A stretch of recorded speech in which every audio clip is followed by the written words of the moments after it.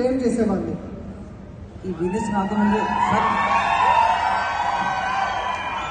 All appliances అందరికీ నమస్కారం. ఎందుకంటే నాకు ఇంత చిన్న స్థాయికి ఇంత పెద్ద స్థాయికి నాకు ఇక్కడ కూర్చోబెట్టినందుకు మన ఎస్టీ పరి సార్కు, మన గ్రేట్ అప్లైన్ మన కేసరి మేడం, రాజు సార్, పురుషోత్తం దాస్ సార్, పూర్ణ మేడం, మా గ్రేట్ అప్లైన్ కవిత మేడం, పాండు సార్, ఇక్కడ నాకు ఈ ఆపర్చునిటీ ఇచ్చిన వ్యక్తులు వాళ్ళు మొదటి వ్యక్తులు అనమాట. సార్ రావడానికి ముందు ఏం చేసేవాళ్ళు? నేను హోటల్లో వెయిటర్గా చేస్తుండే సార్. హోటల్లో వెయిటర్గా చేసుకుంటూ నేను కరోనా టైంలో మా ఫ్రెండ్ చనిపోయిండు. 2007 నుంచి 2021 వరకు నేను హోటల్లోనే పనిచేస్తుండే. మా కరోనా టైంలో మా ఫ్రెండ్ చనిపోయిండు. నాకు కూడా కరోనా వచ్చింది సార్. కరోనా వస్తే కరోనా టైంలో నేను అక్కడ ఉంటే నేను కూడా భూమి పైన ఉంటానని నేను అనుకోలేను. అని చనిపోయిన తర్వాత నేను కూడా నాకు బాధతో ఇంటికాడికి వచ్చేసిన. ఇంటికి వస్తే మాకు కూడా ఇంటి దగ్గర ఉండనియలే. కొంచెం బయటనే ఉన్న మా వాళ్ళకి తెలియకుండా బావి దగ్గరనే అక్కడికి వెళ్ళి ఉండి కొంచెం బయట హోటల్లో ఫుడ్ తినుకుంటూ కొంచెం బయటనే ఉన్నా. ఓన్లీ మనకి ఏంటంటే హెల్త్ డిపార్ట్మెంట్ వాళ్ళు వచ్చి మాకు రైస్ ఇట్లా ఇవ్వడం జరిగింది. సో इन्होंने जब కరోనా का टाइम पे होटल में काम करते थे, होटल ఏం పని? వెయిటర్ పని చేస్తుండే. హోటల్లో వెయిటర్ పని చేస్తుండే. కరోనా వచ్చింది. करोना आया था, वेटर का काम करते थे, तो इनके साथ के फ्रेंड इनके एक्सपायर हो गए. इनको डर लगा मैं भी यार जीऊंगा या मरूंगा समझ में नहीं आ रहा. फिर उन्होंने यहाँ होटल का काम छोड़ के गांव चले गए और गांव में भी जाके बाहर दूर फिर रहे थे क्योंकि कोरोना का सिचुएशन था. అయితే అక్కడ వచ్చిన తర్వాత ఇంకా నేను చేస్తే పని అనేది ఇక్కడ మళ్ళీ హోటల్కి వెళ్ళొద్దు. హోటల్కి పోతే ఎట్లయినా బయట వాళ్ళు ఎవరెవరు వస్తుంటారు కాబట్టి మనకు ఎవరికి ఏది ఉందనేది తెలియదు. మళ్ళీ పోయిన తర్వాత ఎట్లయినా నేను చేసే సర్వీస్ కాబట్టి ఒకటే ఊరు రారు అన్నట్లు నేను దానిపైన నేను ఊరి దగ్గర పని చేసి ఏమన్నా పొలం పని చేసుకోవాలి. ఏమన్నా మన ఇంటి దగ్గర ఏమైతే పని ఉంటుందో అదే చూసుకోవాలి. లేదంటే ఊళ్ళో పోయిన తర్వాత కూలి పనికి పోయినా సార్ అక్కడ బంద్ చేసిన తర్వాత. ओके, किसी के पास भी जाएंगे तो कोरोना का वैसा कुछ हो सकता है उनके डर के मैं ये नहीं करता. बार जब खेती का काम था वो काम कर रहा था ज्यादा से ज्यादा. आपके पास वेस्टेज बिजनेस कब आया? लेबर का काम भी करता था. लेबर का काम भी करते थे आप? అవును సార్. అది మన కరోనా టైంలో వచ్చినప్పుడు మనకు మోడీది పని పెట్టింది సార్. కూడా కరువు పనికి పోయినా సార్. जो कोरोना के टाइम पे गवर्नमेंट से काम मिला था, जो गवर्नमेंट से कुछ काम करते जंगल में जाके तो गवर्नमेंट से कुछ पैसा देते हैं. उसमें कितना पैसा मिलता है रोज का? इतना 100 రూపాయలు వస్తుంది సార్. डेली 100 रुपये मिलता था. 100 रुपए. मनरेगा जैसी जो योजना होती है जिसमें डेली लेबर करने पे 100 रुपए मिलता था. कोरोना के टाइम पे आपने वो भी किया. ये बिजनेस कब आया वेस्टेज बिजनेस आपके पास?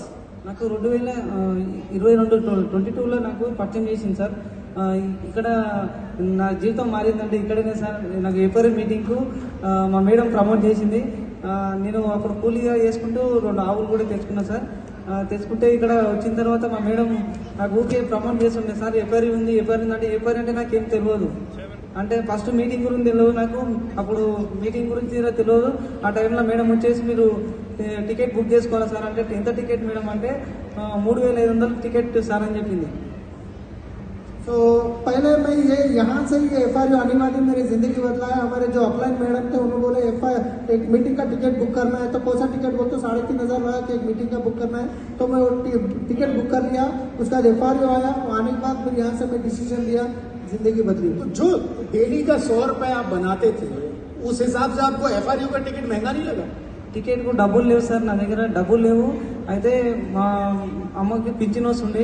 ఆ పింఛన్ పైసలు తీసుకొని అమ్మ నేను ఇలా మేడం వాళ్ళు ఇలా చెప్తారు మన లైఫ్ అనేది ఇన్ని రోజుల నుంచి ఇట్లనే ఉంది. ఇప్పుడన్నా ఏమన్నా లైఫ్ చేంజ్ అవుతుందేమో చూడమ్మా అని నేను అమ్మని అడిగితే నీ లైఫ్ చేంజ్ అయితే నాకు ఇంతకన్నా సంతోషం ఏం లేదు బిడ్డ.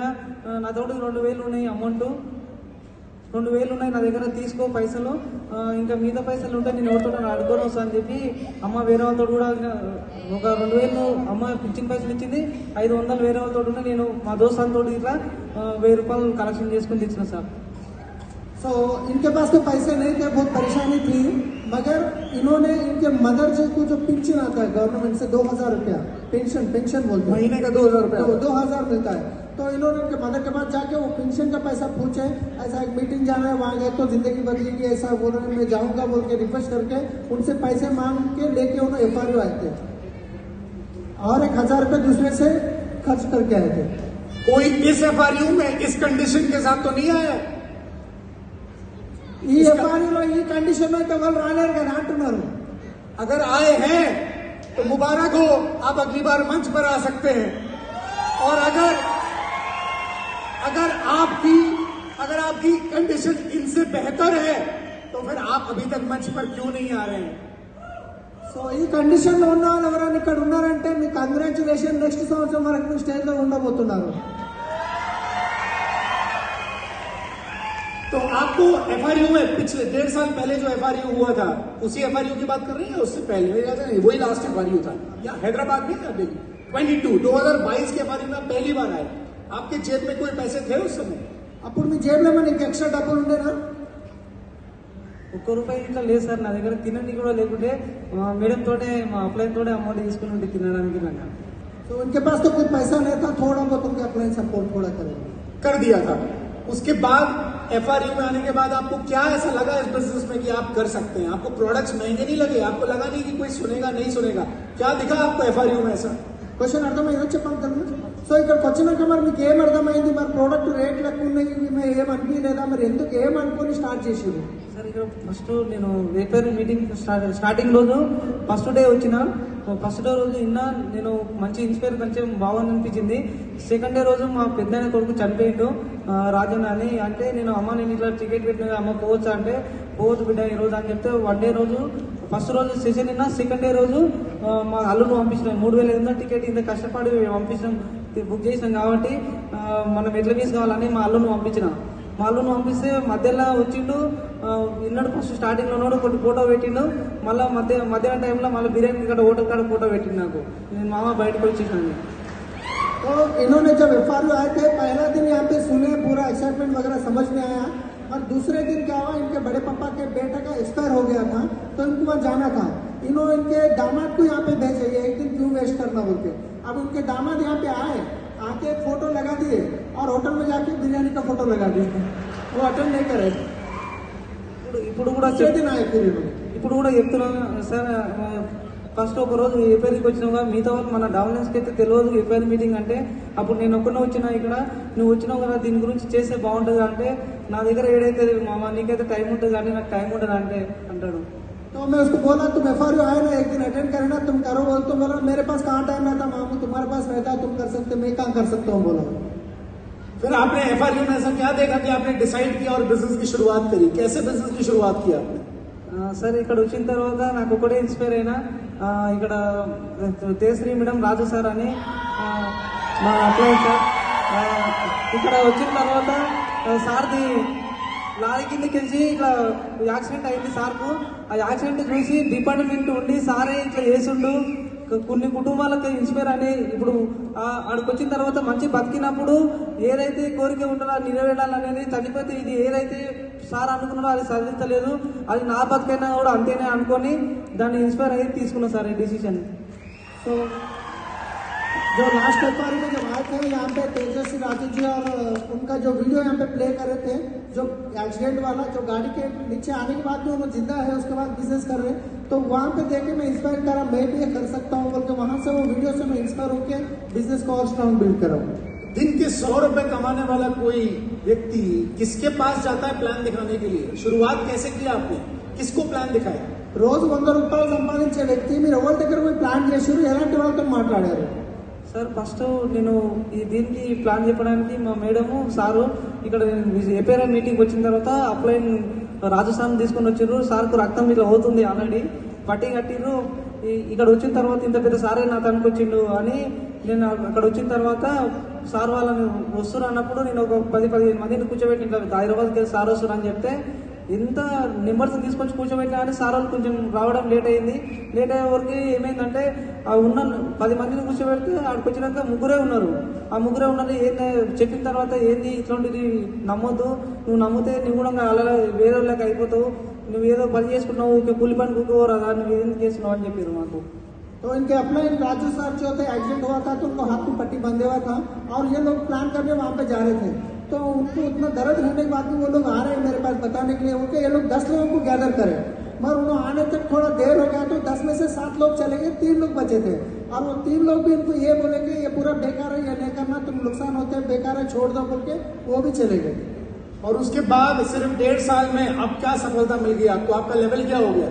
ఆ తర్వాత సంవత్సరం అవుతుంది, మీరు ఏ లెవెల్కి వచ్చారు, మీ లెవెల్ ఏముంది, మీ ఆదాయం ఏముంది? సార్ ఏప్రిల్ అయిపోయిన తర్వాత ఏప్రిల్ వరకు నేను బిజినెస్ చేయలేదు సార్. అంటే ట్రై చేస్తున్నా, బాయ్ దగ్గరికి వెళ్ళి నాకు వీళ్ళు అయితే లేదు. ఒకటి జూమ్ మీటింగ్ ఒకటి అటెండ్ అవుతున్నా. జూమ్ మీటింగ్ కోసం మేడం ప్రమోట్ చేస్తాం. జూమ్ అంటే నాకు ఆన్ చేసుకొని కూడా రాదు. జూమ్ అంటే ఏం జూమ్ అని అంటుంది. ఫోన్ అంటే ఫోన్లో నాకు జూమ్లో ఆన్ చేయడానికి తెలియదు. నేను ఆన్లైన్ క్లాసెస్ నాకు తెలియదు కదా సార్. నేను చదువుకుంది 3వ తరగతి మాత్రమే. इन्होंने तीसरी क्लास ही पढ़े, कुछ नहीं पढ़ा। इनके अपलाइन बोलते थे जूम में आइए, जूम क्या होता है उनको वो भी पता नहीं था। तो जूम में उनको डाउनलोड करके बताया, फिर उसके बाद इन्हें जूम में रेगुलर अटेंड होते थे। अभी फोन में जूम है आपके? अभी सिस्टम को फॉलो करते हैं पूरा? ఇప్పుడు జూమ్ కు లాస్ట్ కు నేను ఎడ్డులాగా మాట్లాడుతున్నా సార్. జూమ్ కి मैं भी खुद का जूम चला रहा हूँ अभी। आप खुद भी जूम पे मीटिंग करते हैं अभी? జూమ్ నాకు అలాగే చేసి ఒకసారి నేను ఒక్కరిని మాట్లాడుతాను. జూమ్ లో లాస్ట్ సార్ వాళ్ళు నాకే ఇచ్చారు అవకాశం. నువ్వు ఎన్ని రోజులు ఉంటే నువ్వు కూడా పెద్ద లీడర్ కావాలని సార్ వాళ్ళు చెప్పారు. సరే సార్ మీరు ఏం చెప్తే అదే చేస్తాను. ఇప్పుడు నేను అదే జూమ్ నేను ఓన్ చేస్తున్నా. तो इनके अपलाइन बोल रहे हैं आपका इतने दिन अटेंड होता है तो नहीं होगा, अभी आपको रेस्पॉन्सिबिलिटी लेना पड़ेगा, आपको खुद को चलाना पड़ेगा। फिर खुद चला रहे हैं अभी। तीसरी क्लास से भी कम किसी ने पढ़ाई की है? ऐसे कुछ लोग हैं यहाँ पर जिन्होंने तीसरी क्लास से भी कम पढ़ाई की हो? मेरे ख्याल से शायद 3వ క్లాస్ చదువుకున్న వాళ్ళు ఎవరు ఉన్నారా ఇక్కడ? 3 కంటే తక్కువ చదువుకున్న వాళ్ళు 3, 4, 5, 6, 7, 8, 9, 10 ऐसे कुछ हाथ खड़े हुए हैं जिन्होंने तीसरी क्लास से भी कम पढ़ाई की है। अगर ये कर सकते हैं तो आप भी कर सकते हैं। సో తను చేసినప్పుడు మీరు కూడా చేయగలుగుతారు. 5 మంది మాత్రమే చేతులు లేపారు, సో మీరు కూడా చేయగలుగుతారు. और जिन्होंने तीसरी क्लास से ज्यादा पढ़ाई की है उन्हें मुझे कुछ नहीं कहना। ఎవరైతే 3 కంటే ఎక్కువ చదివారో ఇక వాళ్ళకి నేను చెప్పే అవసరం లేదు. इसका सुबह से शाम तक का वर्किंग क्या होता है जरा पूछो? आपका सुबह से शाम तक का वर्किंग क्या होता है? మీరు పొద్దున్న నుంచి సాయంత్రం వరకు ఏ విధంగా పని చేస్తారు, ఎట్లా పని చేస్తారు? సార్ నేను ఇక్కడ స్టార్ట్ అయ్యేంత వరకు ఆవులు చూసుకుంటా నేను పార్ట్ టైం చేస్తుంటే సార్ స్టేజ్ స్టార్ట్ అయ్యేంత వరకు నేను ఆవులను గడ్డి కోయాలి. మబ్బుల పొద్దున్న లేవాలి 5 గంటలకు లేచుండి ఆవులకు గడ్డి కోసి పాలు పిండి నేను జూమ్ మీటింగ్కి ఇంటుండి పని మొత్తం అయిపోగొట్టుకొని మళ్ళీ జూమ్కి అందరు ఫోన్ చేస్తుంటే నేను 5:30కి మేడం ఫోన్ చేస్తుండే 5:30కి అర్ధగంట ముందే ఫోన్ నేను లేచి అందరికీ కాల్ చేసి చెప్తుండే ఇట్లా జూమ్ వినాలి. మన కింద 4-5 మంది డౌన్ లైన్స్ ఉంటుండే, వాళ్ళకి ఫోన్ చేస్తుంటే వాళ్ళు ఐటోళ్ళు అవుతుండే కాకుండా నేనైతే ఫోన్ అట్లా లాస్ట్కి పెట్టి ఈ పాలు పిండుతుండే. రాజు సార్ ఇట్లా అంటుండే, సీను సార్ ఇక్కడ పాలు పిండుకుంటా ఆయన జూమ్ చూస్తున్నాడు, మీరేం చేస్తున్నారు, ఇది బిజినెస్ అయితే తీసుకుంటే నేను గట్టి తీసుకోవాలని అంటుండే సార్. तो इनके पास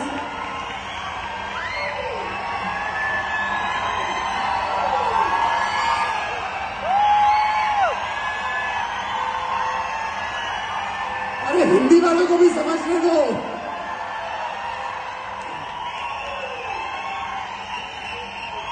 थैंक यू टाइम ले लो। सो इन्होंने सुबह 5:30 बजे उठते थे, पर इनको जूम अटेंड होते थे तो इनके पास गाय थे, वो गाय को फिर चारा देना, फिर उसके बाद दूध निकालना रहता था। तो इन्हें जूम ऑन करके वीडियो ऑन करके, और इनको दूध निकालना भी जरूरी था तो फोन वहाँ रखते थे, वीडियो ऑन करके और ये दूध निकालते थे। तो इनके जूम सुनते हुए अब इनके अपने राजू सर ये बोलते थे, देखो वो लोग गाय को दूध निकालते हुए भी जूम सुन रहे, तो तुम क्या कर रहे हो?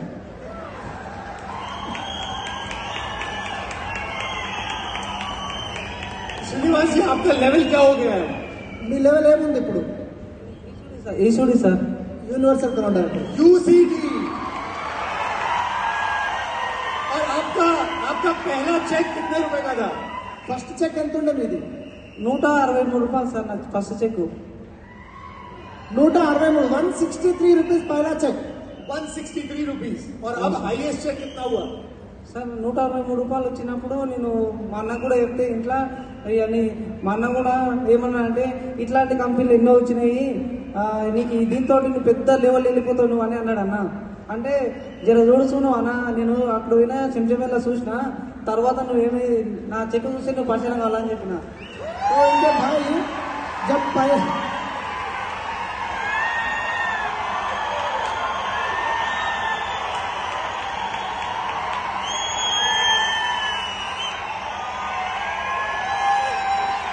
थैंक यू सो నేను మర్చిపోతా సార్ 163 पहले महीने का इनकम था तो इनके ब्रदर को बताया तो इनके ब्रदर बोले 163 बहुत बड़ा इनकम है, इतने कंपनी चले गए, मैं बहुत देख लिया बोल के बोले। इन्होंने बोला रुको सब आगे बहुत देखना बाकी है आपको, रुको बोले। अभी हाईएस्ट चेक कितने का है? Highest check 1 second sir. Highest check is check చెప్తా సార్. అయితే నేను ఈ స్టార్ట్ అయిన మూమెంట్కి వస్తుంటే సార్ దగ్గర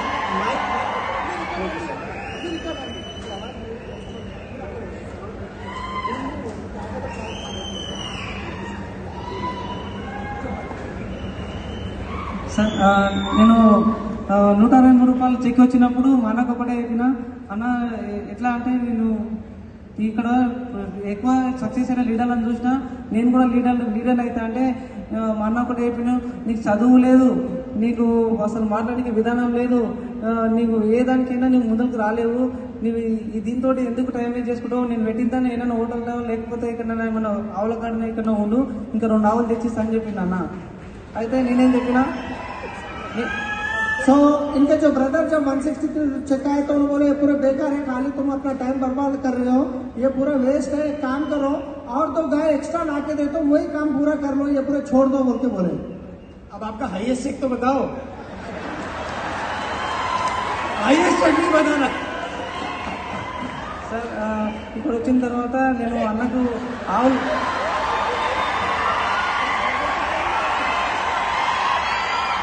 टाइम अप हो गया। అన్నకు ఒకటే చెప్పిన, అన్న ఆవులు ఇట్లా సరే మీరు ఏమన్నా తీసుకురండి, ఇప్పటివరకు నా లెవెల్ పెద్ద అయితే ఏ ఆవులు కూడా నేను ముందరికి నేను తీసుకురాను, ఎందుకంటే అది నా డ్యూటీ నువ్వు వేయాలని అన్నకి నా ఆవులు ఆయనకి అప్పచెప్పి నేను బయట బిజినెస్ చేస్తున్నాను. तो ये गाय के बिजनेस में मुश्किल है करना, फिर भी इन्होंने अभी क्या करे, वो जो गाय उनके भाई को दे दिए, अभी इन्होंने बिजनेस बिल्ड कर रहे हैं। నా ఐఎస్సీకి వచ్చేసి నాకు 2,07,000 2,60,000 2,60,000 2,60,000 रुपए। वाह। నేను ప్రోగ్రామ్కి వచ్చినప్పుడు నేను ఒక్కనే క్రోన్ డైరెక్టర్ ఉన్నా, ఇప్పుడు నా కింద 2 క్రోన్లు అయ్యాయి సార్. मैं 2 क्राउन आया तो अकेला था, आज मेरे नीचे 2 क्राउन है। नीचे 2 क्राउन है। वाह। వాళ్ళు కూడా ఇప్పుడు उनका भी फोटो बुक में आ गया। अच्छा, फोटो इनका बुक में आ गया for the very first time. अभी कोई बहाना